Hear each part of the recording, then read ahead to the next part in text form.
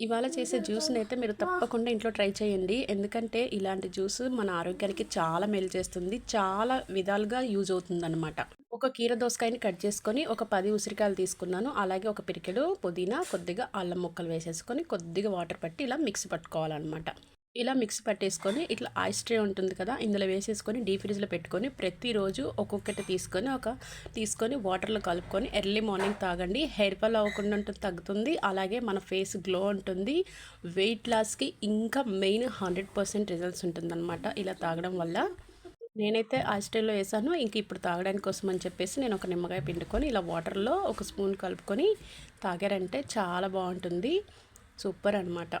So, ఈ juice చాలా use అవుతుందనమాట. మనకి అన్ని విధాలుగా యూజ్ అవుతుంది. వగరుగా, పుల్లగా అసలు ఎంత బావుందో, చాలా టేస్టీగా ఉందనమాట. మీరు కూడా తాగండి. అలవాటు చేసుకోండి ప్రతిరోజు తాగడం. చాలా బావుంటుంది. ఇంకెందుకు ఆలస్యం, మీరు కూడా ట్రై చేసి లైక్ చేయండి.